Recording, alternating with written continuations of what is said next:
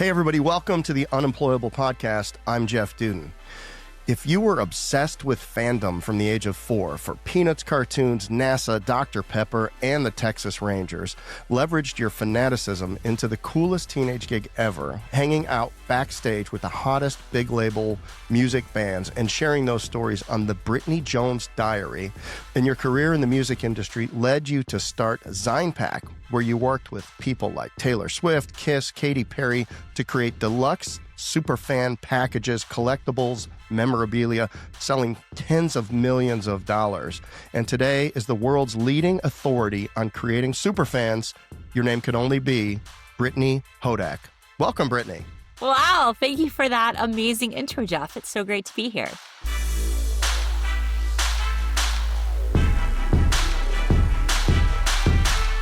Oh, I'm so glad to have you here. We have a raving fan in our office who saw you at the Consumer Experience Conference in the franchise industry in Atlanta. She brought me her book. I have it right here. And she said, we have to get Brittany on the Unemployable podcast. Well, I love that. Thank you. Thanks for advocating. Yep. Gabrielle wouldn't take no for an answer. So she is you created one super fan just on you alone. So here's my opener for you. Can even boring, grudge buy, everyday brands develop super fans? 100%. And those boring brands are the ones who need to embrace this more than all the others, because those are the ones that are so often in a race to the bottom on things like pricing, on things like response time. And what creating super fans does is tells people we are not just a commodity provider. We are in a category all our own. What is a super fan?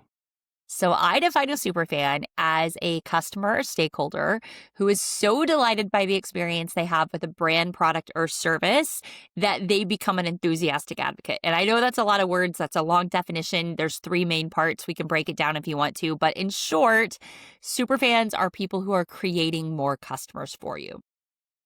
So this is referrals, but it sounds like it's more than referrals. It sounds like it's advocacy.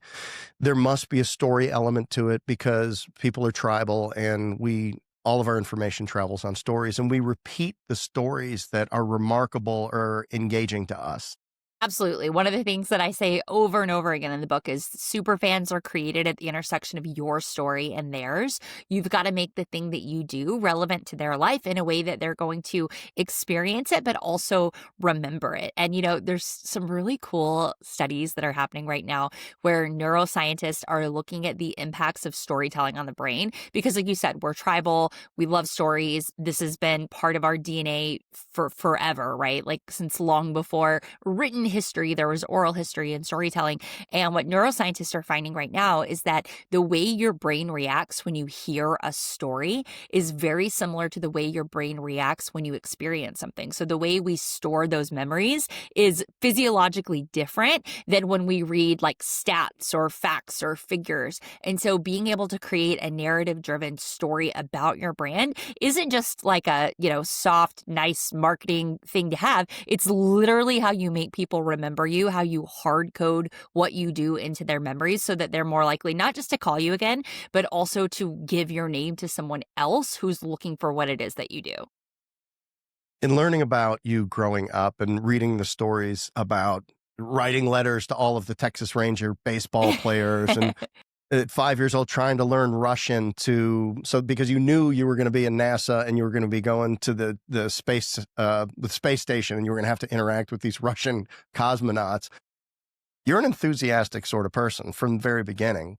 What is it when you were in your teens and you got exposed to the music industry? Walk us through that and how did that set the foundation for you understanding really what a super fan is and then how to get them?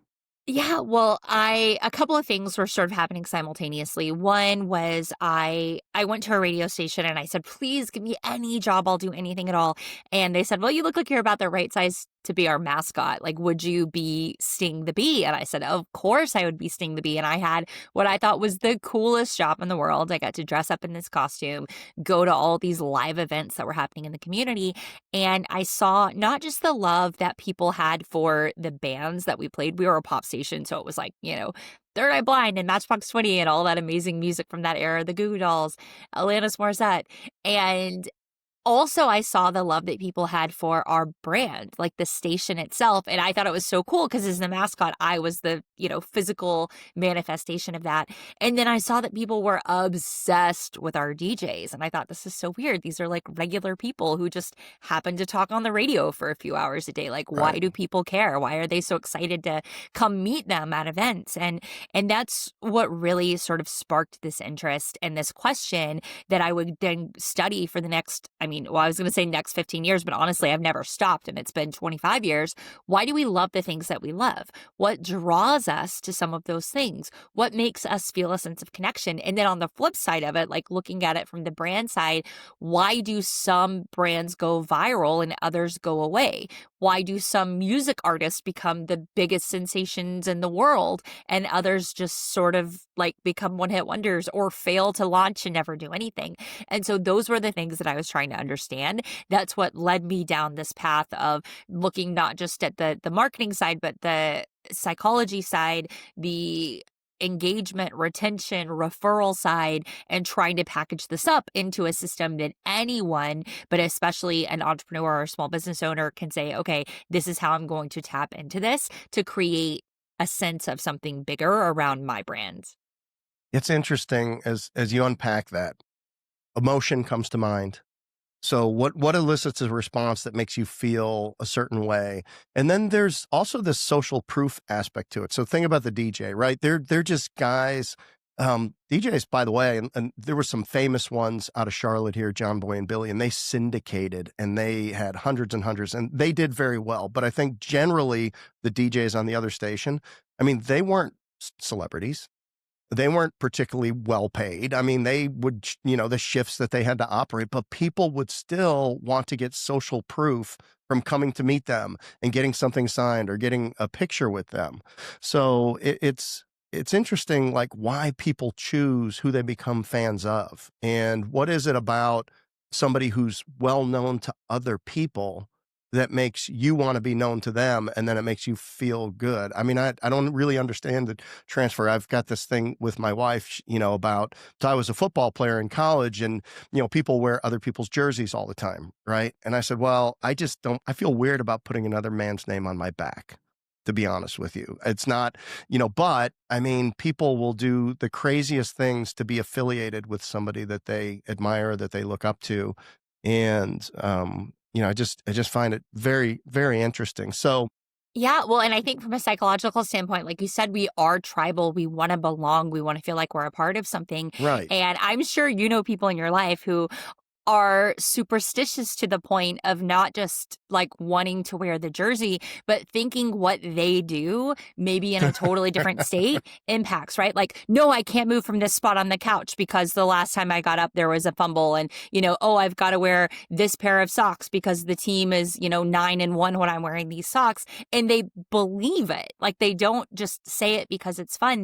They believe that they are a part of it to that point. Those stories are so intertwined. Their lives and the lives of the team or whatever it is that they're supporting, and it's so fascinating, right? It's so interesting because it speaks not just to who we are as a species and the way that we've evolved, but who we aspire to be and the connections that we have. And that to me is the part that's really interesting is, you look at brands where people have tattoos or they've redecorated their, homes or their cars, like all of these things to say, not just to the world, this is who I am, but to say to ourselves, this is who I am.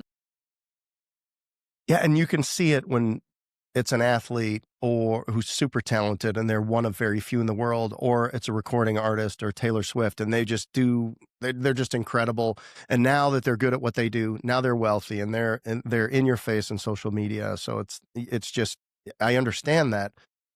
How do you translate that to a brand that installs fences or a brand that installs kitchens, an everyday thing? It almost seems impossible to do, but you've got a model for it. I do. It's the supermodel. It's the supermodel, and we'll get into it. I want to give you just a few examples, and then we'll get into. So, super is an acronym. It's a 5-part framework. We'll walk through all of that, but just as kind of examples from my own life, right? Like I had no real opinion about plumbers right? I've got two little boys we were talking about before we were recorded. They're 5 and 8 now. So over the past few years, we've been through several rounds of like something was flushed down the toilet, right? Like sometimes we know what it is. Sometimes we don't know what it is. Was it a Hot Wheels car? Was it a hot dog? Like nobody really knows. So we've been through a few rounds of that.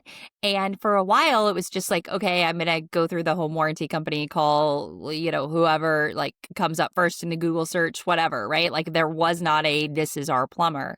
When we got to the point of this is our plumber, and his name is Joe, thankfully he hasn't had to come out in a couple of years. My boys are a little bit older now, but the way Joe earned that coveted spot of like putting the magnet on the refrigerator so that we had his information when we needed him, he came to our house and he could tell, I think at the time my boys were like 4 and 1 and running around. And he said, okay, so are we working on potty training with either of them right now? And I said, yes, we're set with the older one, the younger one, like we've just started. And he said, so do you know about the little targets? And I said, no, what are the little targets? And he pulled out a stack of these like poker chip sized printed pieces of toilet paper or tissue paper with dinosaurs on them. And he said, it's a targeting game. This is how you teach boys, A, that the toilet is just for going to the bathroom, and B, how to aim. You drop one of these in the water and you make it a game. Like you get to, if you like, pee on the dinosaur disappears because, the ink like dissipates or whatever. And my kids loved that so much, right? So it wasn't just the fact that he got, I think that time it was a Thomas the Train toy, whatever it was, like out of the toilet for us. It was that he went above and beyond. So absolutely these quote unquote boring services can turn customers into super fans. But the really interesting thing is it's often not about the thing that you're there for, because being great at the job is like the floor, not the ceiling. That's the point of entry. And it's expected. Right. It's expected. Like you have to be great. That's literally your job. Like that is what I am paying for. You have to do it. And it's the things beyond that that actually create that sense of connection. Like everybody in my neighborhood got new roofs this year because there was a crazy hailstorm. Everybody had tons of damage to the roofs, tons of damage to the vehicles. And, roofing companies were literally knocking on our door. I was getting calls every single day for months of people saying like, oh, we're in the area doing this, blah, blah, blah, whatever. The roofing company my husband hired, I don't know, like, I guess they did a good job. I don't really know about shingles, right? The roof looks good. It was brown. Now it's gray. They asked me to make several decisions that I felt unqualified to make. At one point I think it's called flashing something. They were like, somebody knocked on the door and said, what color do you want to use? And I said, for $1 billion, I could not tell you what color it is on my house right now. I probably couldn't point it out. So just like make the right decision, please. I trust you. You know what I remember most, Jeff, from that roof getting replaced? What's that? The fact that for weeks afterwards, we were finding nails and staples in the yard. And we've got 2 little boys. So my boys couldn't go outside barefoot, which, it's like you always tell them to wear shoes. They never want to wear shoes. For weeks, we were pulling up nails and staples. And Trish and Mark, our neighbors 2 doors down, who have little ones just a tiny bit younger than ours, they're like 1 grade below both of our kiddos. When the company that they hired replaced their roof, they had a magnet thing and they swept the yard for nails. And then they came back 3 days later after it rained to sweep the yard again, because they said after it rains, like a bunch of them are going to come up.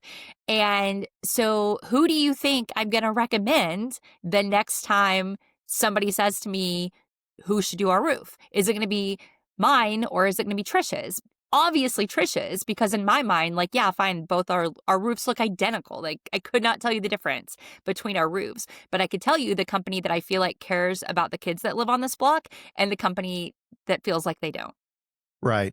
We had those. I was in an industry. We did tons of roofs. We had those all the time. We had those magnets. And I was thinking to myself, is like, didn't I have the magnet?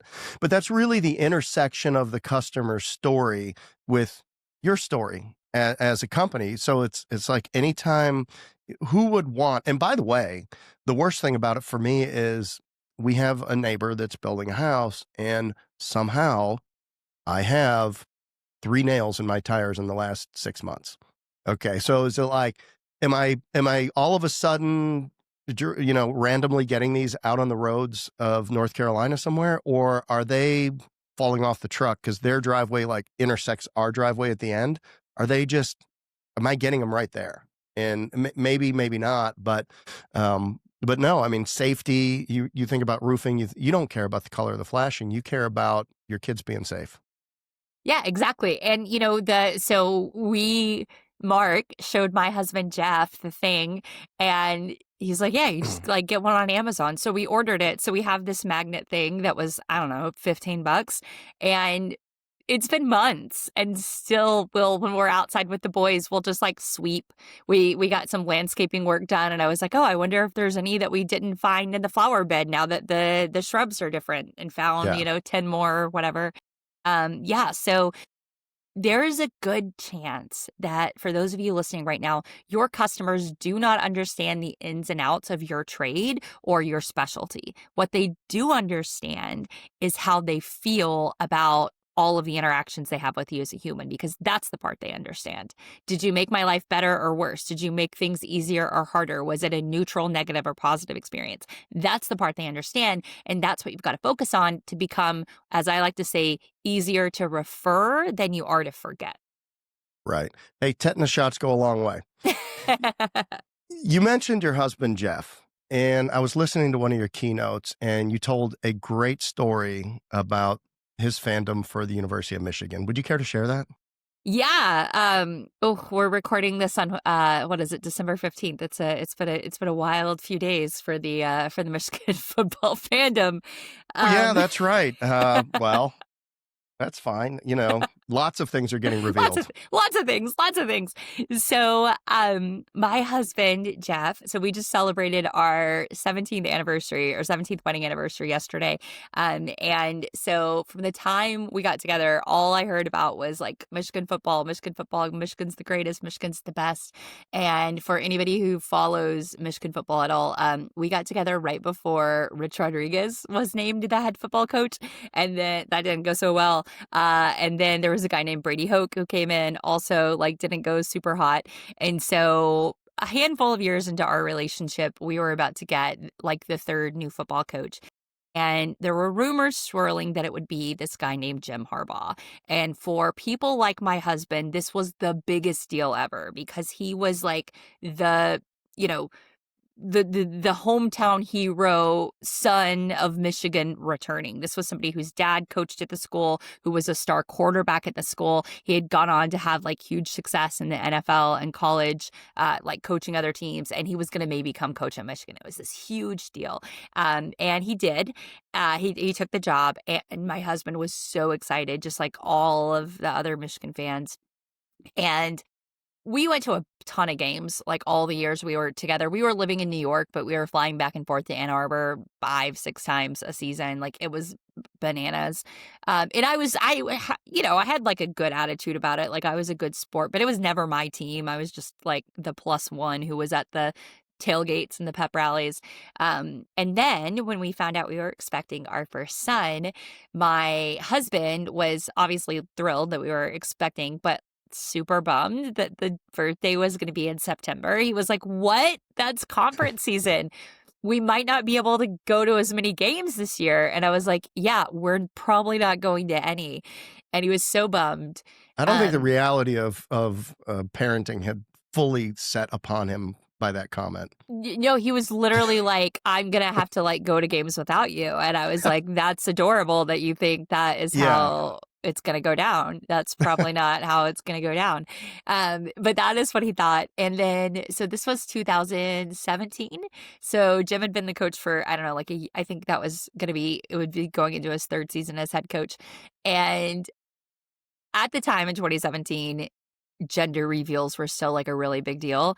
And so people kept asking us what we were going to do. And I had a terrible attitude about it. I was like, I am growing a person and that should be enough. Like, why are you expecting me to do more? Unsubscribe. I want nothing to do with any of this nonsense. And my husband was like, no, let's get like somebody really cool to do the gender reveal. And he suggested maybe we could send a letter to Jim Harbaugh and have Jim do it. And I was like, great. Now I'm going to have to deal with my husband getting his heart broken when his childhood hero and, adult hero doesn't respond to him because, he's a busy guy, right? And we have no ties to him at all. But my husband said, well, let's just write like a letter of intent from the baby, which is, what you write when you're committing to the school. So we put together this little letter of intent, sent that envelope, said, basically, if I'm a boy, I want to play football for you. And if I'm a girl, maybe I can be a kicker or I'll find something else to do, whatever. Just like a cute little, and can you let my mom and dad know what's going on? I fully expected to hear nothing, got a duplicate copy of the whatever sonogram picture thing from the nurse, and planned to just open it in a couple of weeks and say, like, yay, we don't have to do a gender reveal.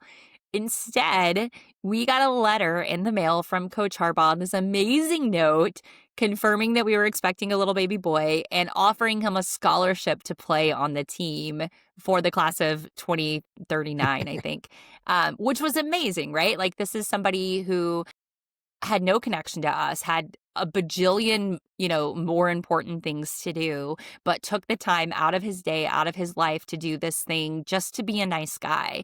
And when I got that, I Googled and saw that he's done so many incredible things for so many random fans. And like in that moment, I got it. At that moment, I was like, I feel like I'm a part of this fandom now. I now care. Like, I called the Alumni Association and said, hey, could I join? Even though I technically didn't go to the University of Michigan, like my husband went and my son is going to go. And they were like, okay, weirdo, this is way too much information. You can just write us a check. Anybody can join, which is weird, right? And then anybody can join the Alumni Association if you pay enough money. But that's the way it works. But anyway, in that moment, I went from somebody sort of standing on the periphery, like the outer edge of it, to like, I get what this is about now. I feel like I'm a part of this fandom. That is such a great story. And so by the Rich Rodriguez timing, did you guys meet in and around 2007? We did. Yeah, so you really missed out on one of the highlights of Michigan's history as a football program, and I think as an overall state, is September 1st, 2007, when Appalachian State rolled into Ann Arbor, and I think Michigan was ranked number 5, had the number 1 defense in the country, and it was the first day of the Big Ten Network. So the Big Ten Network was launching that day. It was Ohio State. It was Michigan. How was it going to end up? What's the drama that's going to happen? All of that. And all of the shape of 3.5 hours that afternoon, all of that crumbled. The Lloyd Carr era was officially declared over. And my alma mater, Appalachian State, was a very proud group of people that day. So I'm glad you missed that. Trust me, I've heard much about it many times. Yes. Yeah, I'm sorry. We spoiled, but we built a $50 million stadium renovation off of that game. I mean, I'm glad it worked really out for you guys. Well, isn't it crazy though? I mean, it's you talk about fandom. That win was on the back of several 1AA or playoff champion series, whatever people call it now. National championships that was won by Appalachian State. Everyone's thinking, one of the rules in North Carolina, if you're a school, a Division I school at the time, was you don't schedule us, because we'd go and beat Wake Forest or whatever. And but that win, the fan base, the donations, it really drove the economics for us to move out of 1AA up to Division I. I mean, that one incident so galvanized that fan base that it just changed the trajectory of the program almost overnight. And so sorry, but it was really it was an exciting time for us. It's the 4th greatest day of my life after the birth of my 3 kids. Wait, what about your wedding? Shouldn't it minimally be like number 5? Well, there you have me. There you have it. I have not. Well, I honestly, she's not that big of a fan of me, so I haven't been able to. Maybe I've got to use the method. There's not a $50 million windfall after the wedding. No, it didn't happen. No, but it's good. No, okay, I'll give you that one. Fifth greatest day. But I mean, let's go like a solid top 5. We don't have to rank them, right? Just it's top 5. Can That's right. Fluctuate a little bit based on, what's going on with the kids. Yeah. I have a lot of friends down here that are big Michigan fans, and somebody offered me 10 seats to that game. And we decided, our kids were young at the time, we decided to take them to the beach. So we take them down to the beach for Labor Day weekend, and the game's going to be on. So I find it at this bar somewhere, and I'm rolling around from bar to bar in Myrtle Beach, North Carolina, trying to find somebody that's got the right satellite channel to have that game on. And I finally find it, and I go into this huge bar that's got like 75 televisions, and it's got all the Ohio State people, all the people there for their teams. And there's one Yahoo with an Appalachian hat down at the end of the bar. So I run down, he's like waves me over, and so I sit down next to my new best friend, and we start watching the game. By the end of the game, every television in that bar was on the game. I mean, it just one by one, they would start turning. The scuttlebutt was going, because it was all the Big Ten teams, and everybody wanted to see that upset, except, the dozen Michigan people that were over in the corner by the big screen. But yeah, it was good. Not to overdo it. I mean, we've probably lost some people. We've probably lost some listeners right now, but they'll get over it. They'll get over it. Anyway, but that's a great story. And but he didn't do the reveal. They didn't invite you to a game. He sent the handwritten note and offered the scholarship, which was amazing. Well, yeah, that was incredible. Yeah, is that going to cash? You think that'll cash? So it's funny enough, my best friend is a lawyer, so she was like the first one I texted after, and because he wrote on behalf of the University of Michigan, and she was like, "You've got a pretty compelling case, and minimally, he's going to have a really great like letter that he can write for the admissions essay to be able to say, hey, here's." This was sort of predetermined for me. But here's the really cool thing. So after that happened, we shared it on social media, told everybody. The president of the Alumni Association at my alma mater at the time, his name was Jesse. He got the president of my school, which was also D1A or whatever they call it now school, the University of Central Arkansas, where Scottie Pippen went.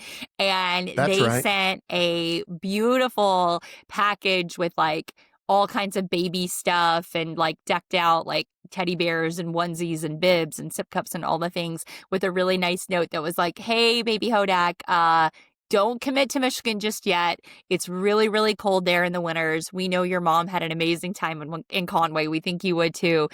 So we are also offering you a scholarship, and we aren't going to make you play a sport to get your tuition here. So don't count us out. We want to be in the mix too," which was, again, a lovely gesture. And I laughed at the time. I was like, oh yeah, they remember me. They know there is at least a little bit of genetic doubt to the fact that I could produce like a D1 athlete. I was like, I feel like this is very, they're like, in case you get more of your mom's genes than your dad's, maybe come to this school. I don't know. It seems like you're doing fine there. Your kids are 5 and 8. What's it looking like? Is there a chance? There is a chance, actually. So my 8-year-old is he's like very into basketball right now. And he's very tall. So, they do the projected, my dad was 6'4", and when they do the projected height thing, they're saying he's like, I don't know, 6'3", I think is what they said when he was a baby. He's always at the 100th percentile. Like, I didn't know it got above 99, but he jumped from 99th to 100th percentile on his height. So we'll see. Hey, basketball players make great receivers for football. Right? Or I don't know. I'm a mom, so I'm still like, be a kicker. That would be the best position because I don't want him to get tackled.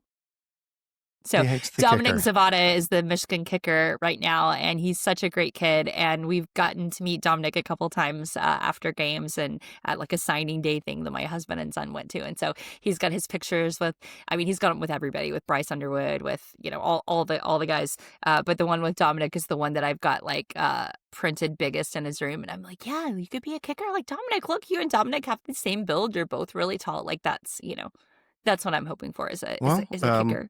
Push them into soccer. That's a path. A lot of great kickers that start in soccer.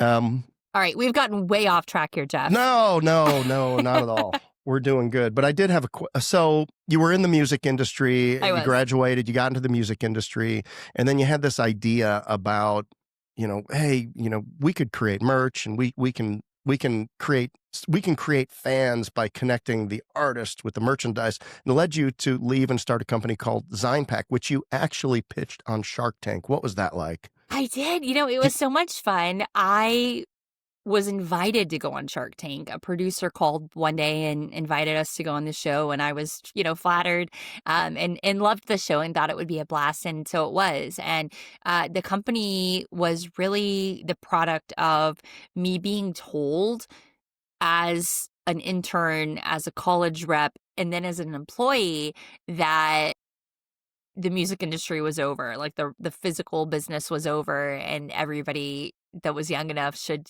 go to a different career path. Like everybody was like, go, work in Hollywood or go work in sports marketing or do anything other than music.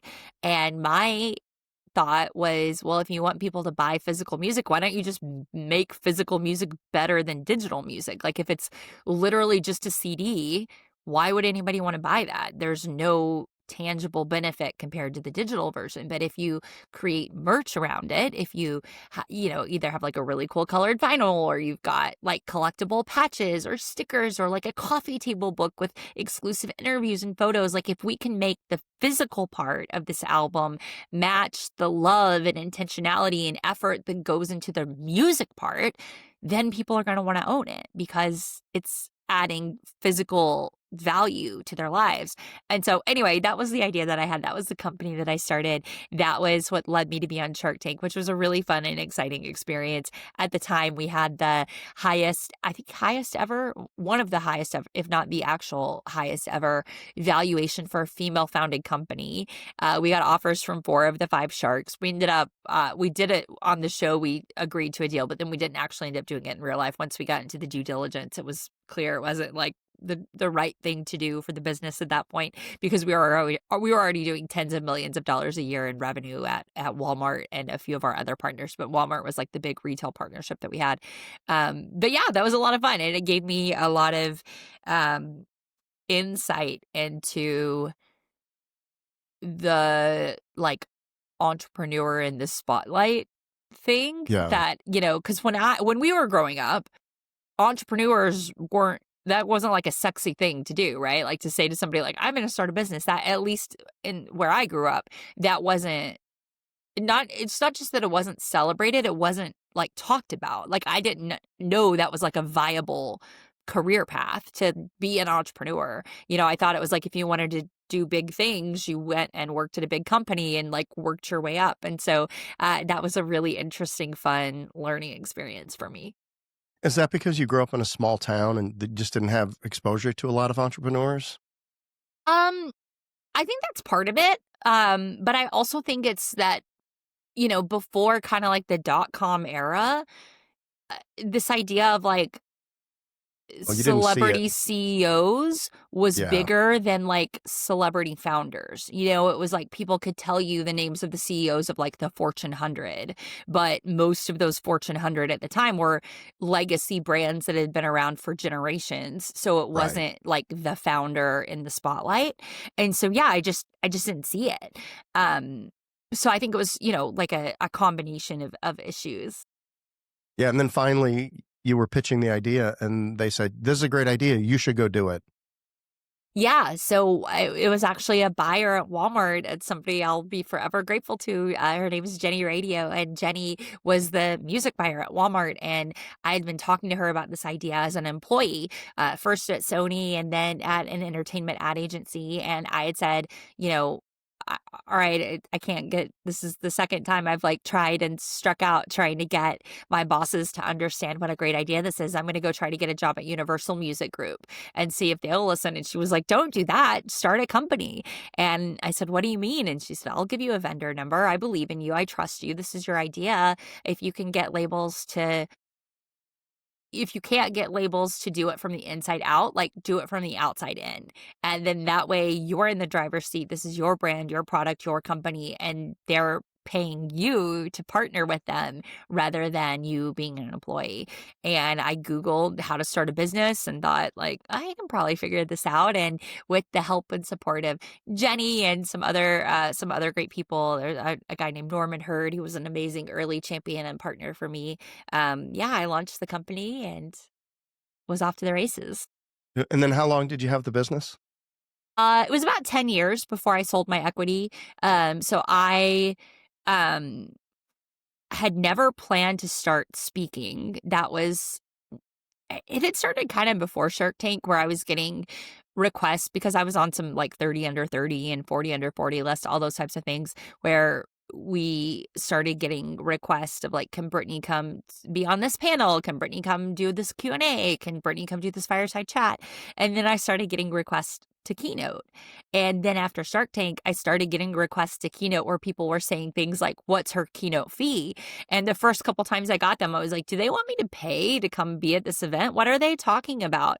And then once I realized people actually make money to speak, I thought, oh, so this is a real career, which means if I focus on this, if I concentrate and work hard at it, I could be really good at it and like make it my job.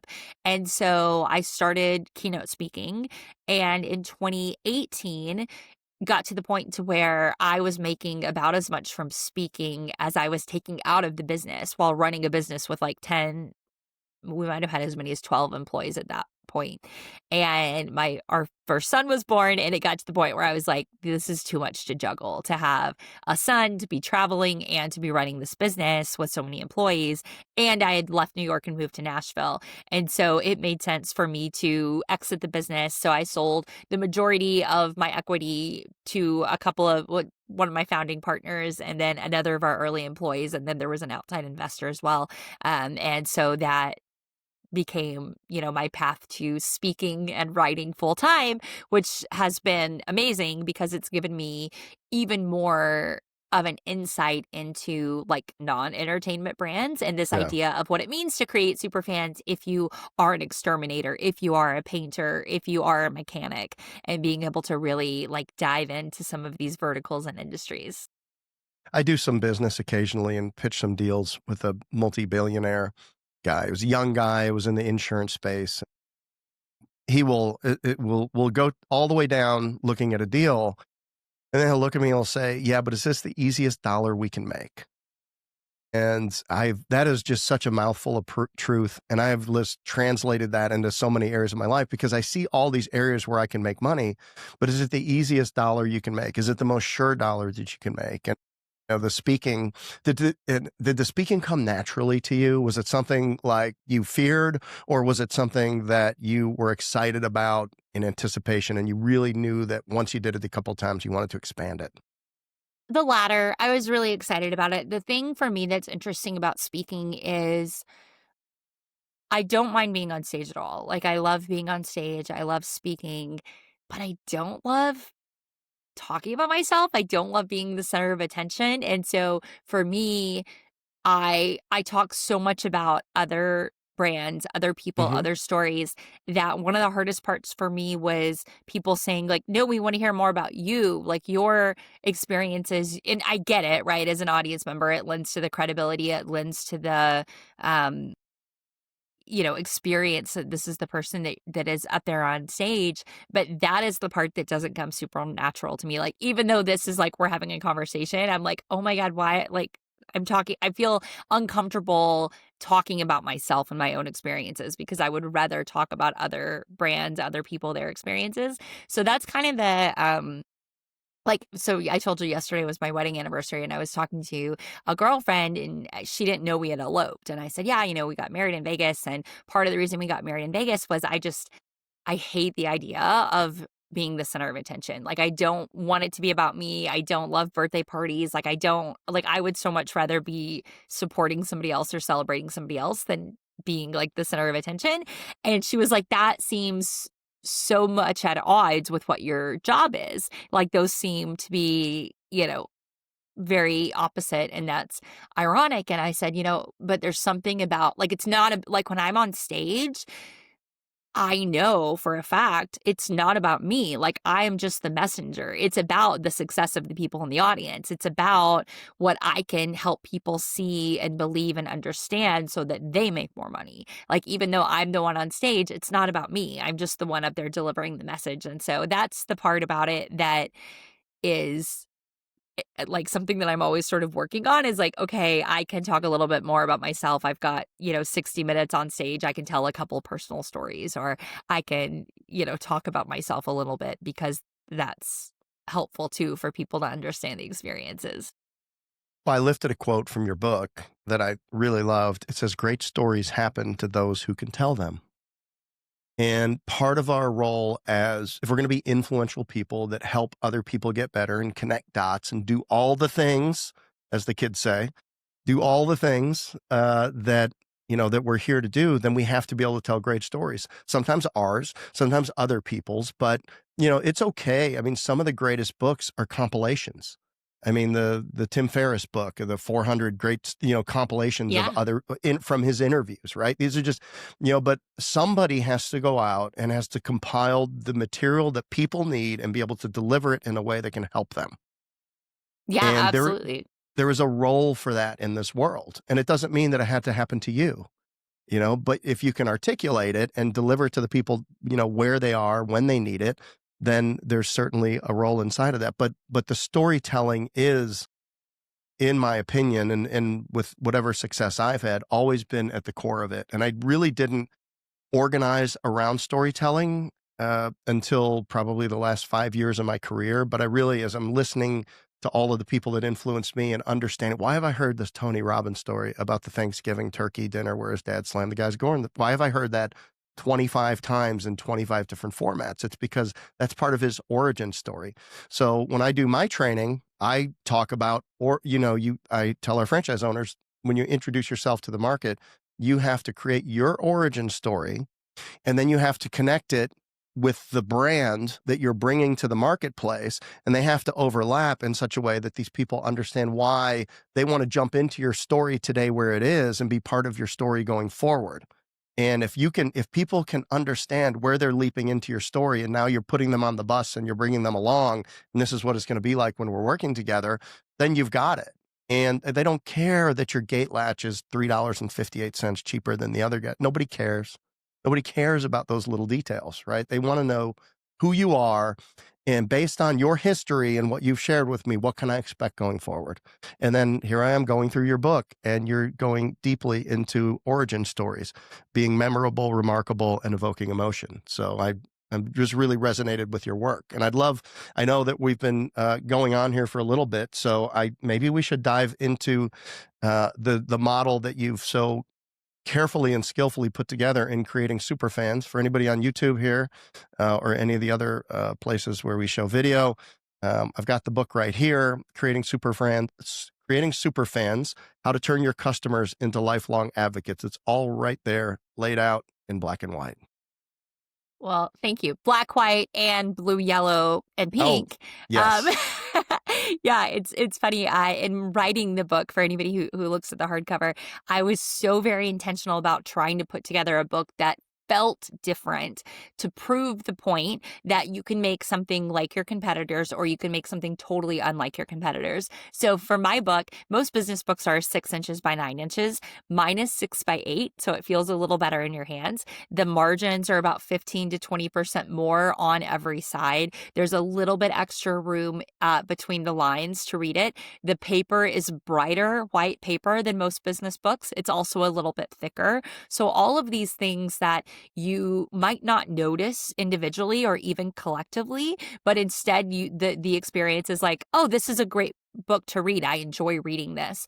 There are other decisions like using the colored ink, like making every chapter title and every H1 heading a song title. So it would either like evoke a memory from somebody or spark some curiosity. So trying to do all of those things to not just tell, but show that you can make an experience standard, or you can make an experience super. And super is that framework. So, what do you think, Jeff? Should we dig in? We should. And just to your point, I really didn't connect all those dots, but the book feels like quality in your hand. It really does. And it's for all the reasons. It's got good weight to it. It's solid. It's a nice hardcover. It's very attractive. And I didn't really realize that about the margins until you just mentioned it. So, and nor should you, right? And that's no. to everybody out there looking or listening. It's like, you should consider I could not a figure career in out. marketing. You really should consider a career in marketing. Well, thank you. I have a master's in marketing and worked in marketing for quite some time. So my mother-in-law like everything she cooks tastes delicious. And so I've started like buying the same brands of frozen vegetables as her and like the rolls and like all the things. And I'm like, why could I not ever make it taste as good as it tastes at my mother-in-law's house? It's like the same brands, the same everything, but for some reason, and I'm like, is it my oven? But that doesn't make sense because sometimes it's like microwave. And so I was over there once and just happened to be in the kitchen when I was doing it. And you know what I realized, Jeff?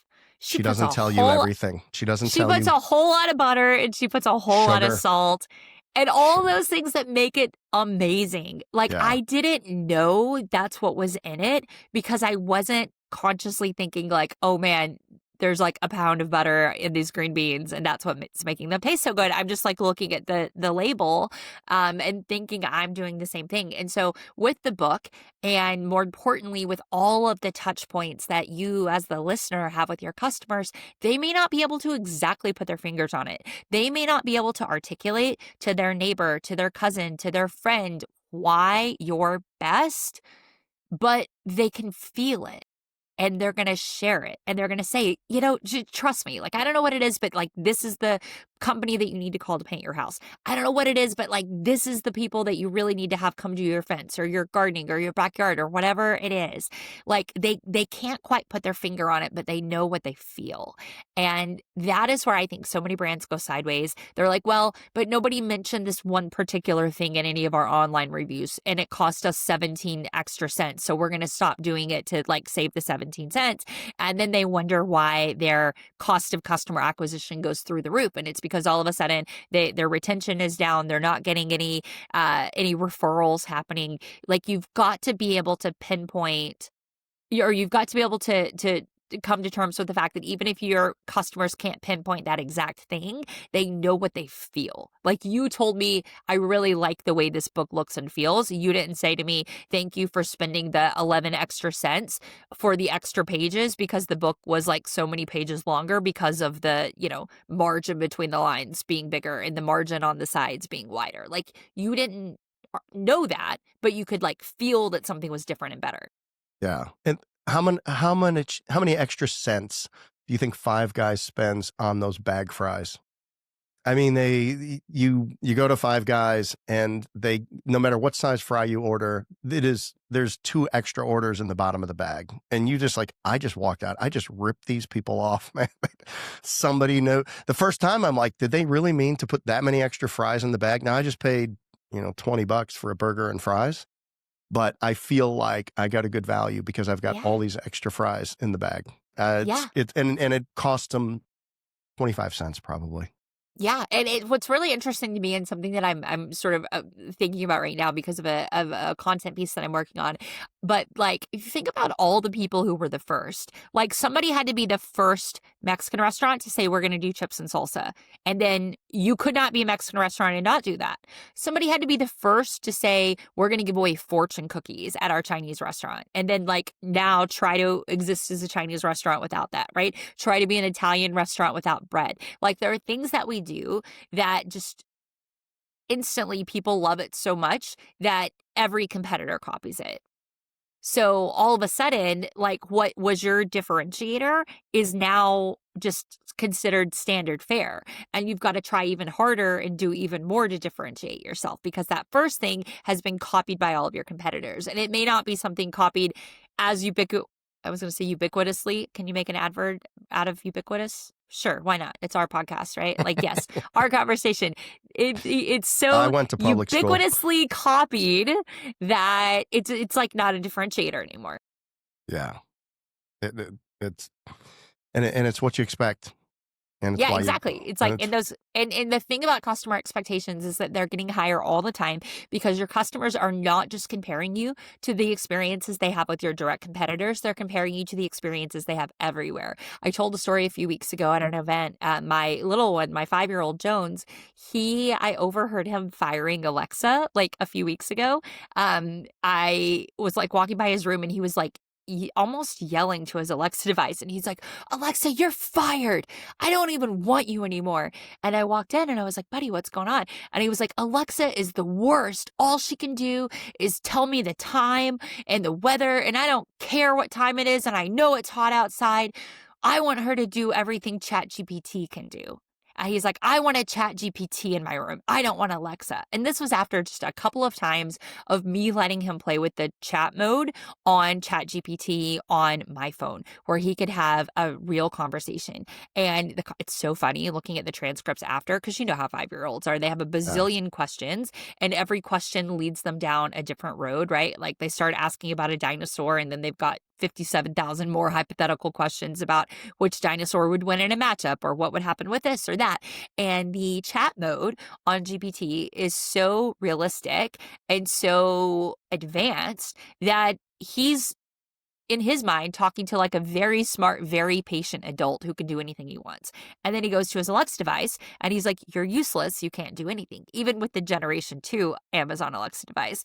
And so, a few lessons there. One, I still cannot believe how much Amazon dropped the ball on AI, like voice AI. They had a decade head start with devices in hundreds of millions of homes, and they still badly, badly fumbled that. Right. Number two, your customer expectations are getting higher all the time. And that's certainly going to be the case with Gen Z, Gen Alpha customers who grow up being able to have literally anything that they want at their fingertips right now. And number three, you have to constantly be innovating. You've got to constantly be doing things better, because what was good enough even a year ago in your business is definitely not good enough today. And what you're doing today isn't going to be good enough a year from now, because it's not just your existing competitors, it's new entrants to the marketplace, and it's technology changing the rules all the time. Like if you do not have transparent pricing on your website right now, I hate to break it to you, you are going to stop getting leads, because now Google is allowing AI to check prices, to make calls, to give recommendations to your leads and your customers. Like the rules of the game are changing all the time, and you have to be paying attention or you will lose, because last year's game plan will not win next year's game. Yeah, and I often wonder, we've had a bunch of AI people on, and is it just going to reach a new normal, or is it just going to is it going to be constant change every year going forward? I had Sean Clark, the CEO of Go High Level, which is one of the largest, fastest growing CRMs, and he was incredible. And he says, for us, AI is a utility that allows us to evolve our product and give our customers more things for free. And so using AI, not to say now we can charge you for this or now we can charge you for that, but just use it to give them all of the things that, that you might have to buy separately. And if that's the case, then, you hope that, there's this big, huge blow up of AI companies and AI tools, and now you can do this, now you can do that. But really, at the end of the day, the big companies already have the customers. They already have the super fans. So they should be able to largely use these tools to just enhance their service and retain their customers. And there'll be a few winners in the AI space, and there already has been, and by a few, it could be hundreds or it could be thousands. But at the end of the day, as humans, we don't want this rate of adoption that we are going through right now is uncomfortable and probably unsustainable. Yeah. And, I think one of the things in the age of AI that's so important to understand is it's already hard to tell reality from non-reality, right? Right. With images, with text, with videos, and that's going to continue. And so what can we trust? What do we rely on? Word of mouth, right? The oldest channel of marketing in the beginning, like ever, right? Like the most important thing for every sustainable business for millennia, which is happy customers who come back and tell their friends, becomes even more important in an age where it's hard to trust the things that we read and see online, because maybe those reviews are real, maybe they're fake. Maybe that recommendation is organic, maybe it was paid for. Maybe this company is fantastic, maybe they just had AI build them a really slick website. Like, it's hard to, we used to be able to say, like, see it to believe it, but now you see it and you can't believe it.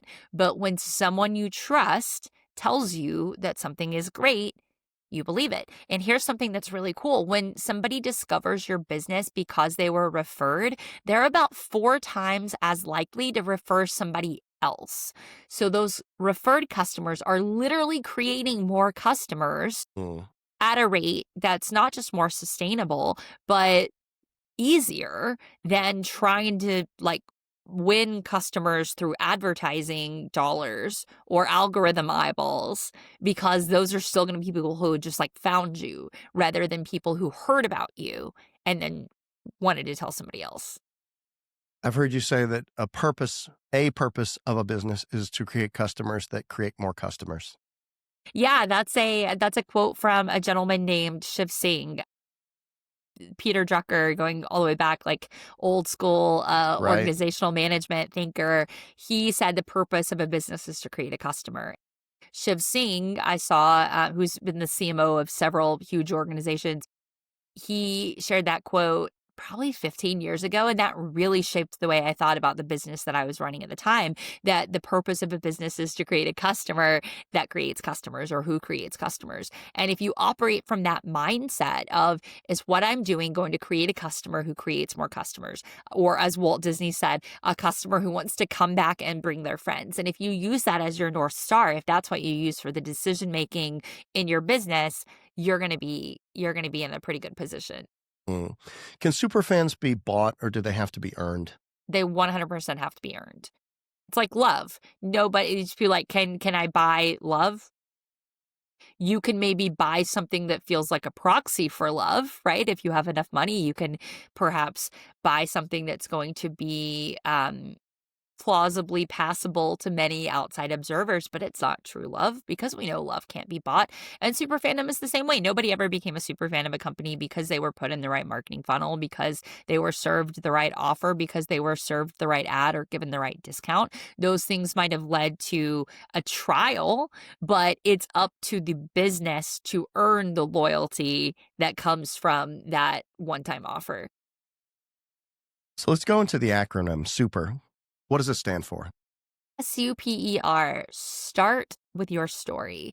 Everything that we've been talking about, the storytelling, the differentiation, franchisees and franchisors partnering to say, okay, what is every franchisor's story that we're telling, and why does that matter, and how does it fit into the bigger part of the brand?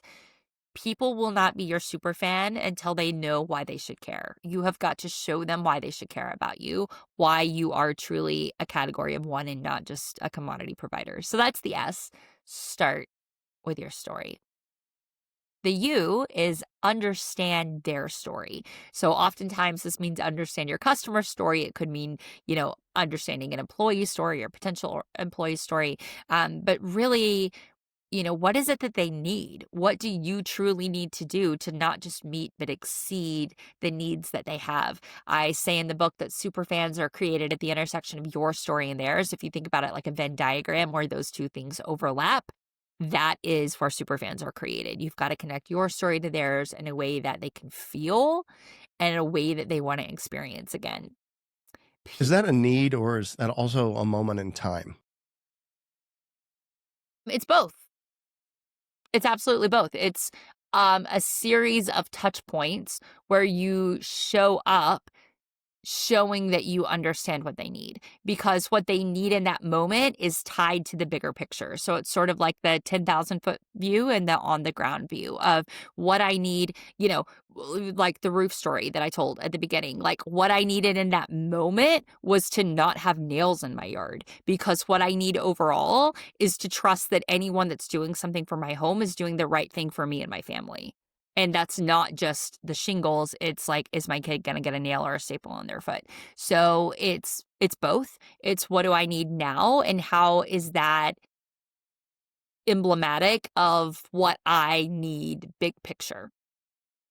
Dean Jackson's a great marketer. He talks about the before module, the during module, and the after module. And consumers need different things in those different phases. And, because in the beginning, they're exploring, they're getting educated, they're trying to figure out what is the need, what do I really need? Do I know what I need? Now or are you gonna educate me and tell me that I need something else? Like what Steve Jobs was like, customers can't tell me what they need because they can't see it.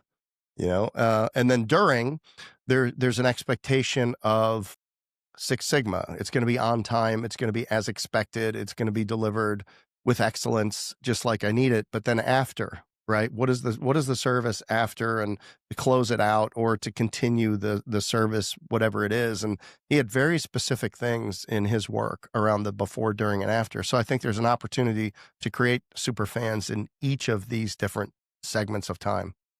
Absolutely. And, I think when people look back at this moment in time at the way organizations structure their teams, one of the things that they'll sort of like scratch their heads at, why did anybody ever think that was a good idea or let that go on so long, was to use a very scientific term, over siloification of all the departments. So like your sales, your ops, your marketing, your accounting, your this, your that, because we tend to organize our teams based on internal needs rather than external needs. And no customer ever called a business and was like, "Oh, that was a different department's problem. Like, my bad. Okay, I'm sorry." Like, they just see the company and they just want resolution. And so having people who only understand the little part of it that they touch, becoming very, very hyper specialized instead of generally being able to help, is a flaw that a lot of companies have. Now, do you need specialists? Absolutely. But it is everyone's job to understand the entirety of everything before, during, and after, so that they are primed to help the customer and also understand what the customer is asking for. And so that's something that I think a lot of businesses get wrong. And so understanding the story of the customer means very different things at very different moments. And it's incredibly frustrating as a customer if you have to get passed to like 3 different people over a series of however long it is, whether it's a 10-minute phone call or like a 10-month project, because not one person has complete visibility or understanding to what you're seeing. Like, that's a very infuriating experience as a customer. What does the P stand for? P stands for Personalize. That's where I talk about all the high tech and high touch ways that you can create the highest impact by making essentially every customer feel like the most important one. Like, how do you make them feel like you're not asking them to bend to your process, but you're making your process work for what they need? And then the E stands for exceed expectations. All of these build on each other. They're kind of like rungs on a ladder or steps in a pyramid. E stands for exceed expectations. That's the most like nuts and bolts customer experience. When people think about customer experience, I like to call it intentional experience design, but I also talk about that idea of like before, during, and after. What do we need? What do we do? And then finally, R is the last step. That stands for repeat. I like to say that repetition isn't boring. It's branding. It's the things that we do again and again and again that teach people who we are, that give them the confidence to come back, but also the confidence to recommend and refer us to their friends. And that's the supermodel, SUPER. What's the opposite of a super fan? Is it somebody that's apathetic and, indifferent? It is. It absolutely is. And I talk about apathy a lot in the book and what a huge threat that it is, because apathy is not like a KPI that most people have on their dashboards. It's not very easy to track because apathy can be invisible. People don't tell you that they're leaving because you're just okay. They just don't call you back. Like, when's the last time you took the time to fill out a survey or leave a review and give 3 stars? We just don't do it. So as a business, you hear about the people who are super happy, you hear about the people who are super unhappy, but there's this oftentimes huge group in the middle that are just, again, it's like easier to forget you than it is to remember you or to refer you. And the next time I need that service you have, it's just as simple for me to type a Google search and see who comes up as it is to remember your name, save your information in my phone. One of the things I always say is, I don't care how many contacts you have in your database. I care how many people have you in theirs. Right. Like, how many people have saved you to their phones so that they can share your contact with their neighbors, with their friends, with their colleagues, and like call you again when they need you again. That is when you know you've won. So at Homefront Brands, we do home and property services, and we certainly don't want to be the lowest price to create super fans. We don't want to compete with every uninsured, chuck in a truck contractor out there. We want to get a fair price that's in exchange for the value that we're bringing there. But then I think about somebody like Costco. And why do I go to Costco and brave the crowds? Is it because the carts are 3 times the size of the normal carts? Because I can buy satellite television as I walk in? But it's it's really there. It's about the price and maybe availability. What is the super fan Costco? Why are so many people just enthralled with going to Costco? It's funny, one of the stories that I tell in my book is about when I tried to go join Costco to find out, and I had such a terrible experience trying to join that I was like, you know what, this isn't worth it, and went across the street and got a Sam's card. And it's been 9 years, and I've spent tens of thousands of dollars at Sam's. I've never been back to Costco. I've gotten more emails and social media feedback from people about that Costco story than anything else in my book. People fiercely defending Costco, saying like, no, I love their Kirkland brand. I love this. I love that. I love whatever. But also from other people who've said like, hey, thank you for telling that. I felt like the outlier because so many people in my life love Costco, but I just don't get it. And so in the book, I talk about how I went into Costco for the very first time and said, I'd like to like look around and get a membership, and was told very gruffly at the door, we don't allow window shopping. You've got to sign up for a membership if you want to shop here. So I waited for a very long time at customer service to try to get a card. And then there was such a sales process of the person trying to convince me to get that membership that by the end of it, I was like, I don't even want it anymore. I went to pay. She was trying to upsell me on all of these things. Like, we can sell you tires for your cars. We can sell you Disneyland pass. We can do this. We can do that. You should get the deluxe membership. But I was like, I've never even been in this store. Like, I just want to buy a card so that I can go buy, paper towels and masks or whatever people do here. And it finally got to the point where she was like, you have to pay with a Visa card. I think it was Visa, maybe it was MasterCard, whatever it was. She was like, that's the only thing we accept, which I thought was weird. And I looked, and thankfully my debit card that I had with me was whatever the one was. And so I went to give it to her, and she said, well, if you apply for our Costco Visa, Master, whatever it was, if you apply for that now, you'll never have to worry about not having that again. And that's the point where I was like, you know what? I'm done. That was the final straw. You've asked me 19 times if I want to like upgrade to something without me even being able to like test drive the base. Like, if I can't even test drive the entry level, why are you trying to tell me that sight unseen I need to buy the whatever? So I was like, you know what? I do not want this membership. I do not care about your all of the things. Thank you very much. Have a nice life. And like I said, walked across the street, drove across the street, and now I'm loyal to Sam's. And like, maybe Costco is better. I don't know. But what I know is that when people have a bad experience with you, it comes to represent the entire brand.